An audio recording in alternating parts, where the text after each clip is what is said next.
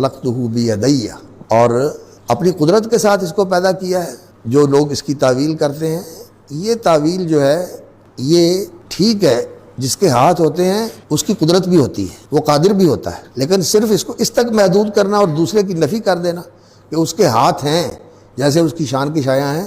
یہ اس آیت کی دلالت کو محدود کرنے والی بات ہے۔ اور یہ جو بات اللہ رب العزت نے کہی ہے اس کے بارے میں ہم کہیں کہ اس سے صرف اتنا مراد ہے اور یہ نہیں ہے، یہ انسان کا جو ہے نا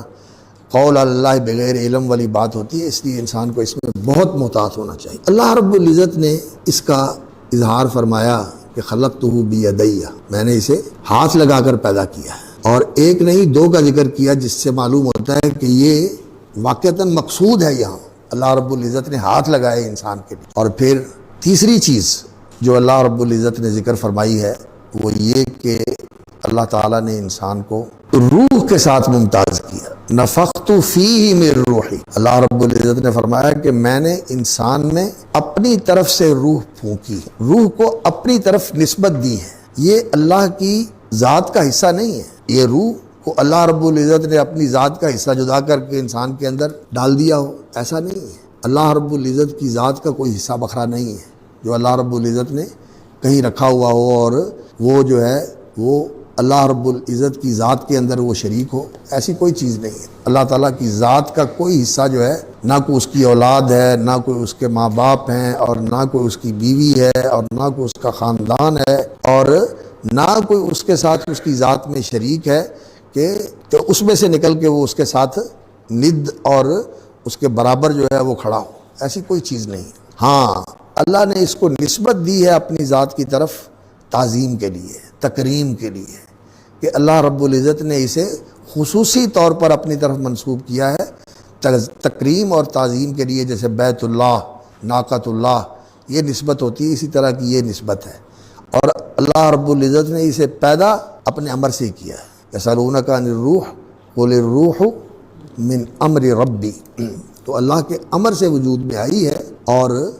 اللہ رب العزت نے اس کے اندر جو خصوصیات رکھی ہوئی ہیں وہ کچھ تو انسان کو معلوم ہوتی ہیں غور و فکر سے، اور کچھ قرآن کے اوپر تدبر کرنے سے کہ اس کی کیا خصوصیات ہیں اور اس کے اندر کیا قوتیں اللہ رب العزت نے ودیت فرمائی ہیں۔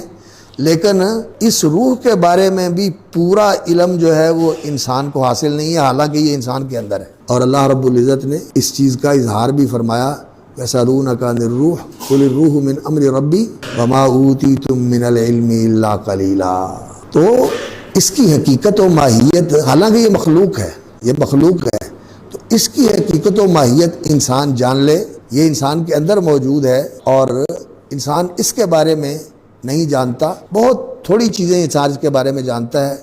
اور انسان اس کی جو صلاحیتیں ہیں اور جو اس کی قوتیں ہیں جو اللہ نے ودیت فرمائی ہوئی ہیں، وہ جیسے جیسے انسان اس راستے پہ چلتا ہے اور اس دستور زندگی کو اپناتا ہے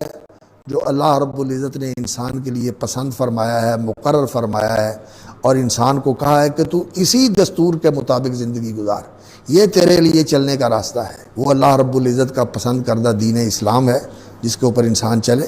تو اس سے پھر انسان کو اپنی روح کی کچھ چیزوں کا احساس ہوتا ہے، معلوم ہوتا ہے کہ روح کے اندر یہ چیز بھی ہے، یہ چیز بھی ہے، یہ چیز بھی ہے۔ تو اللہ رب العزت نے اس کے اندر اپنی طرف سے روح پھونکی، اور پھر اللہ رب العزت نے اسے مسجود ملائک بنایا۔ علم دے